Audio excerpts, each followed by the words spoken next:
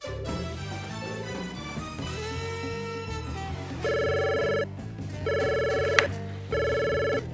Lucinda speaking. It's Tania. Hey. Better get your skates on. I've got a couple of authors for you to interview down at ICE headquarters. Who is it? I'm on the phone. Be quiet. It's Graeme, Simsion and Anne Buist. You know, Graeme wrote the Rosie Project. Oh, great. And Anne writes psychological thrillers. And they've written a book together. Another one. Okay, see you down at Ice HQ. Bye.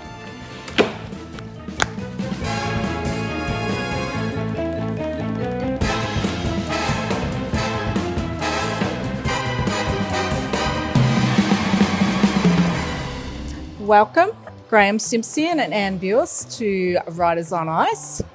I want to talk mostly today about your awesome new book, The Glass House. So could we start by you telling us a little bit about the book? Okay, so The Glass House is set in an acute psychiatric ward, and it follows 4 registrars through their first 6 months of training. It really tries to capture what is really happening in psychiatry wards today. So both from the perspective of the health professionals as well as the patients. Many memoirs, for instance, very accurately capture the point of view of the person with a mental illness. But in those, like in One Flew Over the Cuckoo's Nest, you find that the medical staff, nursing staff tend to be all Nurse Ratched. They're either evil or at the very least in opposition. And whereas in this, we look at both sides and try and really look at what both mental health professionals and people with mental illness are struggling with. When we say mental illness, it's not about people locked up forever, and it's not about people lying on the couch forever. It's about the sort of episodic stuff that comes out of the blue, could hit anybody, and plonks them in hospital with some of the life-threatening situations.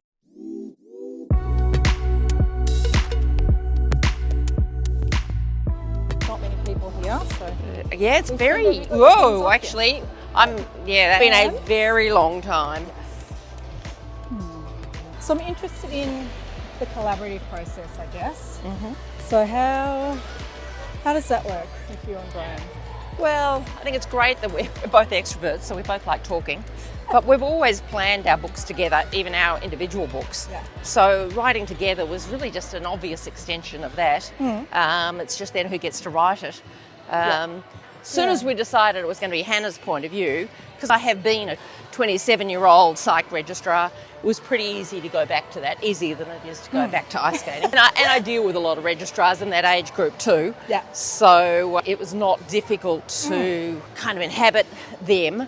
Millennial voice kind of got added later. So I wrote the entire first draft bar 1.5 chapters, and then we've been editing it, 29 versions ever since. Yes.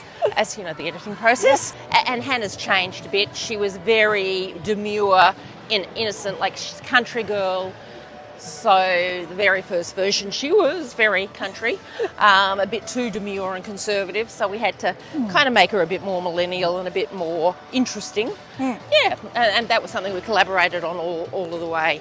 And then Graeme in particular has added, besides the initial planning, sort of story arc, etc., the arc of each chapter. He was the structure kind of component he's particularly good at. Yeah, I like the introductions to each chapter too, the omniscient. Yeah, and that was mostly introducing Graeme. it? Yeah. That, in fact, I think that was entirely Graeme. When I said I wrote all the drafts, he went and did all of those vignettes. And of course, we've both edited lots of different parts of each other's work. I went in and did descriptions because in the first draft, that tends to get left out, what people are wearing and what the physicality of the place looks like. And again, because it's my world, that was much easier. This is not easy. I have not remembered it as well as I did 10 years ago.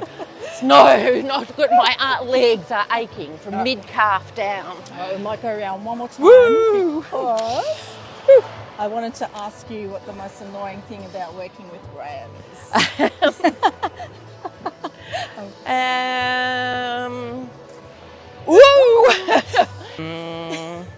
Must be something. When he's in a bad mood, and actually says what he really thinks and criticises my writing. And I'm thinking, it's just I can be sloppy, and he's very intolerant of that. But I feel like I'm getting the story down, Yeah. and that's the most important thing in that moment. And I go back and edit and clean it up afterwards. So we have different styles in that respect. Are probably the most annoying things to both of us. And it's slightly annoying that he's better at a sentence level than I am. And you've always written, haven't you, even as a child? Yep, so certainly from the age of 8. And I had lots of first paragraphs of stories. 15 I finished 2 or 3. Yeah. Longhand. Yeah. All dreadful. Until I wrote what was Kate and Kathy when I was in my early 30s. Kate and Kathy, which has since been rewritten and incorporated into This I Would Kill For. Ah! Yeah, so it was no murder or anything, or child abuse. Well, there was child abuse, but I sort of upped the crime kind of thing for This I Would Kill For. Okay, I look like I'm on ice, so about time we talked. All right, so first I'm interested in the collaborative process. Oh, look, we work together pretty well. We have, as you can see, very different talents and strengths, okay? I'm the... look, okay, so how do we actually work? The way we work is that we plot together, so we work on story together. On the current book, The Glass House, and the sequel that we're working on now, the idea is that Anne does a rapid vomit draft of it, and because she knows how the process works. She actually understands how things play out in the psychiatric ward. We say the scene is Sian appears in the hospital after being found outside with a knife, okay? Anne then says, well, okay, what's going to happen is she's going to go to the emergency department, they're going to then send her over to the ward, the police will accompany her, the nurse will meet her, she'll then get assessed. So she knows how all that works process-wise. She gets that down as fast as she can. It may not be pretty, but it's on the page, we know what the story is. And then I get next look, then it go back and forth, basically improving on the prose. And of course, as you go, you see plot holes, you see limitations from that point of view, and you fix those up as you go. And the single thing is you've got to have a plan. You've got to have a process of how you're going to work together. So you know who's going to be responsible for what. And it's like, God, I hate to say it, but it's like organising something in business. You say, this person does this, they hand over then, their deliverable is this, and so on. So it's planned. Good. And what's the most annoying thing about working with Anne? The most annoying thing, I'll tell you the truth, okay? She's over there. Anne's there. The most annoying thing with Anne is when she writes things and I think, is that even English? Did you read that before you gave it to me? So and you think, hey, you just gave this to me, you couldn't possibly have read that twice. And I'll say, read that aloud, Anne. And she'll say, oh yeah, I guess. I say, yeah, I guess. Why do I have to fix this? I think one of the annoying things for Anne working with me would be, how come Graeme says, what does this mean? What garbage is this? When you could easily fix it. I did ask her that question. Yeah, I bet she said that too. All right. So I'm off the wall here. Hope you're impressed. No wall, no hands. Doing the ice skate shuffle here. I do not want to know how to fall. I want to never need that skill. All your books have been bestsellers, I think. Yeah. Aside from maybe the Don Tillman standardised. Yeah, Don Tillman standardised meal system did not take the world by storm. And I have to say, creative differences in other stories. Yeah. Now, but look, short stories, they just don't bite at the moment. Which is a shame because I think they're a wonderful thing, short stories, and I think the novella and their creative differences is actually, quite pleased with it. And you wrote it like a radio play for Audible. Yeah, I wrote it specifically with audiobook in mind. So I guess I'd say, if you're interested in it, get the audiobook. But then you miss out on the short stories. So get both. So they've all been bestsellers, but the Rosie project was just off the scale. It was massive. I remember we were at RMIT. Yeah, it was good. Yeah, it was crazy. So my question: how have you managed to stay so humble? Oh, let me tell you, if you think I'm a humble sort of guy, you are in a very small and elite group. So, look, to be honest, it's actually been a humbling experience. I'm probably more humble after the success than I was before it, because you realise how lucky you are. You actually realise that there are books that are better than yours that haven't done as well. There are people who work harder than you who haven't done as well, and that is genuinely humbling. I guess I'm a bit of a crafts person, for want of a better term, a tradie, a theoretician. I like to improve my craft. And if you do that, if you don't just say, I sit down and I write genius, then you are conscious of what you can't do and what you need to improve. So that's pretty humbling too. I'm pretty adventurous, but not physically adventurous. So in my life, I've never been particularly physically adventurous, but in terms of taking risks with career and money and that sort of thing, I've been probably reasonably adventurous. Look, it's easy to do when you're privileged. It's easy to be cavalier with money when you're not that worried about ending up on the street. It's the same thing. It's easy to take on a new career midlife when you've got enough of a base from your old career that you think you'll be able to support yourself and your kids and so on. So, all these things are relative. So, what was with the duck suit? Look, very briefly, I was engaged to speak at a conference about a topic that I knew that people would find quite dull at that conference. They put me on against half a dozen other people that people would find far more interesting. So I put on this duck suit. I dressed as a duck, and there in the tea break, who's that guy? He's an ex-speaker. So obviously people came to see what the duck had to say. I mean, nobody took a photo. There's actually an iconic photo of me in the duck suit, if you like. Yeah. But it was because it became so well known. We went out and hired the duck suit again and took a stage photo. But I think we need one of those photos. Yeah. Well, it was back in the day before everything was photographed. I'm interested in your choice of point of view character. Anne talked a little bit about it.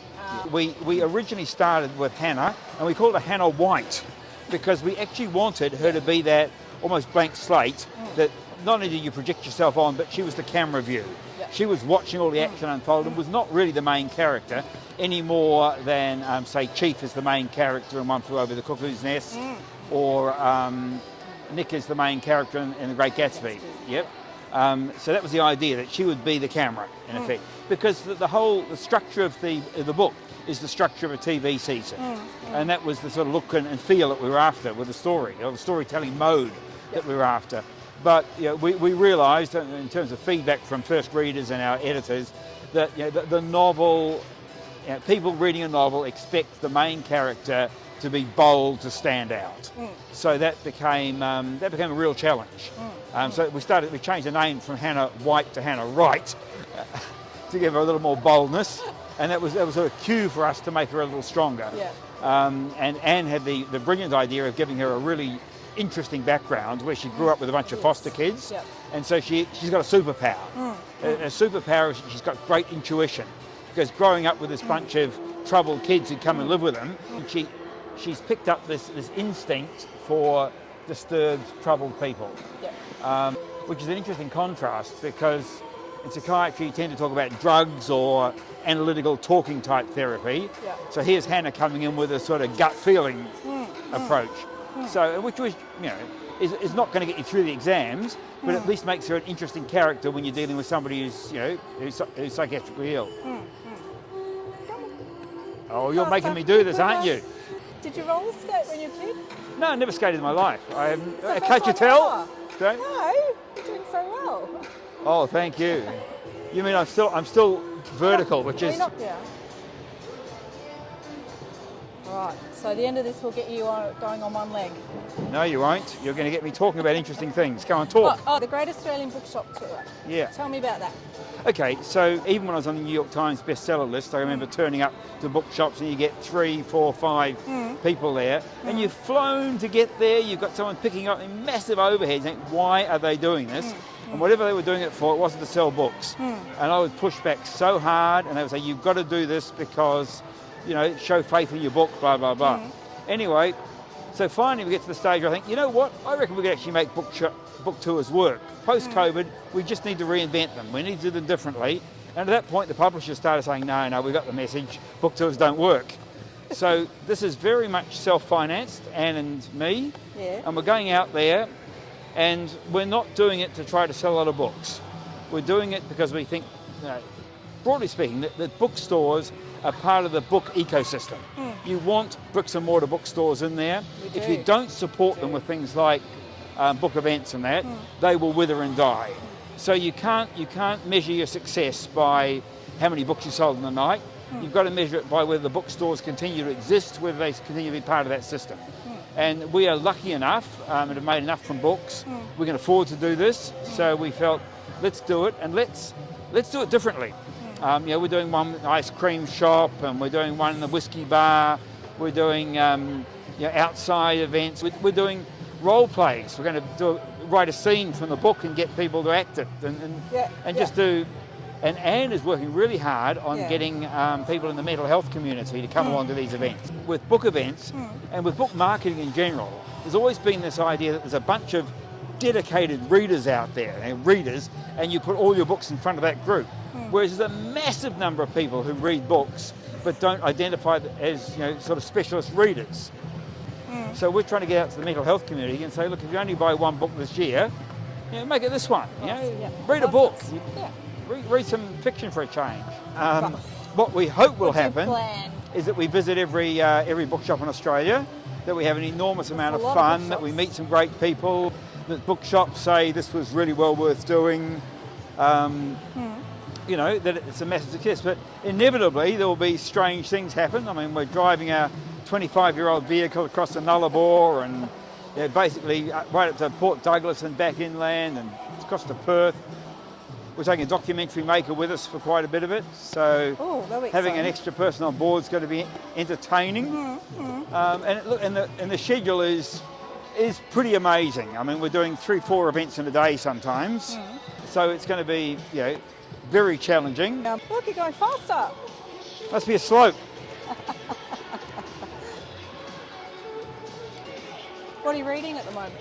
But most of what I'm reading at the moment is the book I'm writing. So Anne and I are working on the sequel to The Glass House, provisionally called The Stables.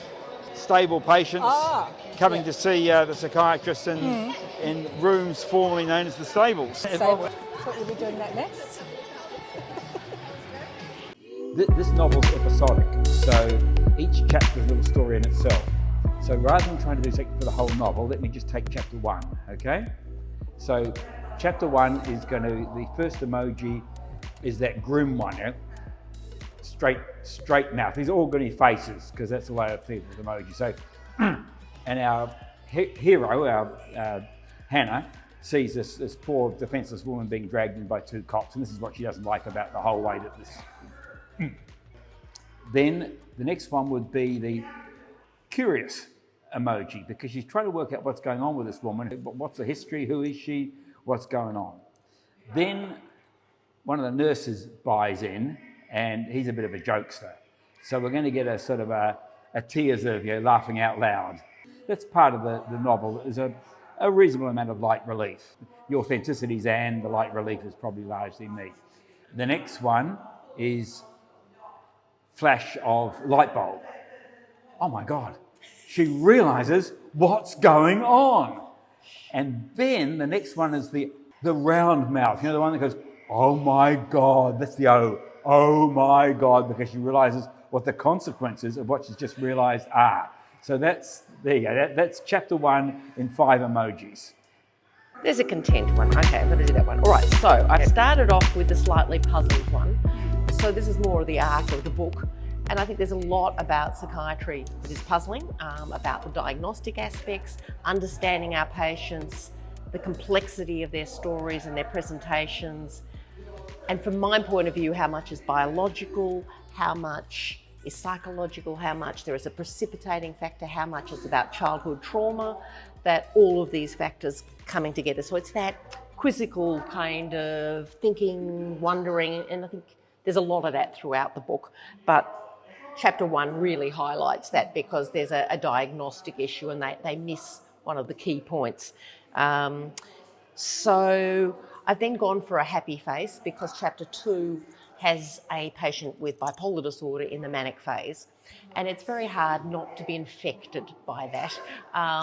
You have to take people with remember the bigger picture of bipolar disorder, because it's not all happiness and fun.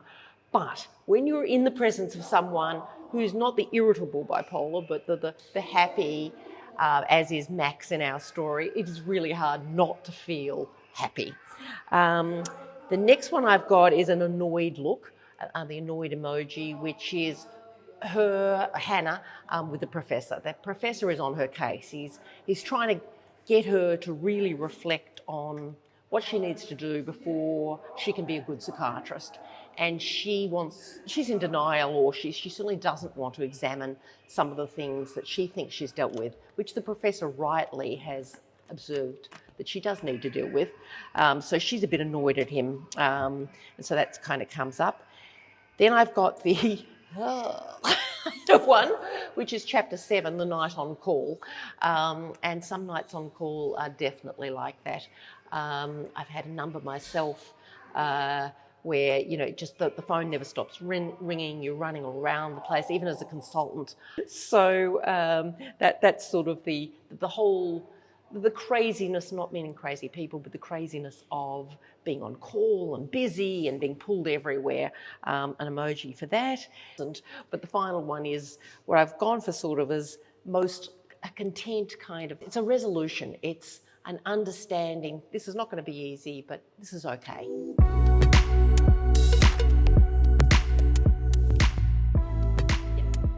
Thanks so much, Graeme and Anne, for being on Writers on Ice, and congratulations again on the Glass House. A lot of work's gone into this, I know, and it's a brilliant read.